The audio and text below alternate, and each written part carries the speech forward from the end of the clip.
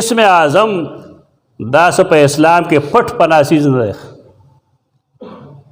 دا څه سربسته راز نه دی چې د راز څه خبره چې اسم اعظم بس شیخ. دا سنن ترمذی حدیث دی، حدیث نمبر 3478. او تاسو ټول لاس دغه زده پدې کې چې دا د رسول الله صلی الله علیه وسلم فرمان دی. مفتی صاحب ته وایه خپل علم ځان سره کېده ستا به پکار شي، موږ ته ضرورت نشته دی خبر. چا چې هم دغه ولید دغه پیغام نو ورته دا حدیث ولیږي. رسول الله صلی الله علیه وسلم فرمایي اسم الله الاعظم فی هاتین الآیتین، لوی نوم په دې دوه آیتونو کې دی. کم دوه آیتونه؟ وإلهکم إله واحد لا إله إلا هو الرحمن الرحیم. دا یو آیت شو. په دې کې تو ګوره درې نومونه رال، الله رحمان الرحیم. دې کې به یو اسم اعظم وي، دی پټ پرېښود. د هغې وجه درته ښیم چې ولیک. بیا دویم لیکي وفاتحة آل عمران الف لام میم الله لا اله الا هو الحي القیوم.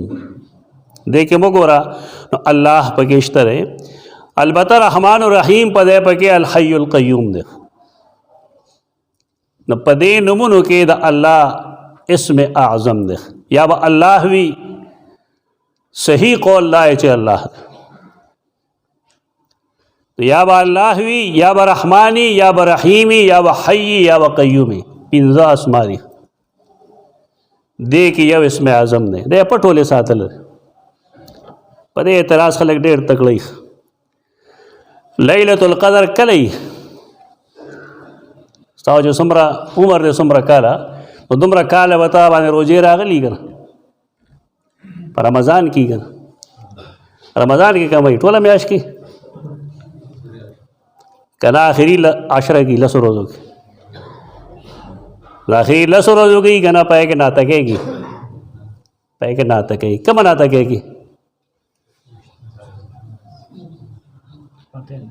پته یې نه لګي. ولې مقصد یې څه دی؟ مقصد یې دا دی چې مسلمانان په هر ناته کې شپه کې زیات عبادت وکړي. دلته هم دغه چل دی. آیا الله دې رحمان دې رحیم دې حی دې قیوم دې؟ او دې کې پټ په دې باندې کو چې هر مسلمان دې له وخت ورکړي او په دې باندې دا زیات ورد وکړي، دا ته وظیفه وکړي. پټ ساتلو مقصد یې دغه دی.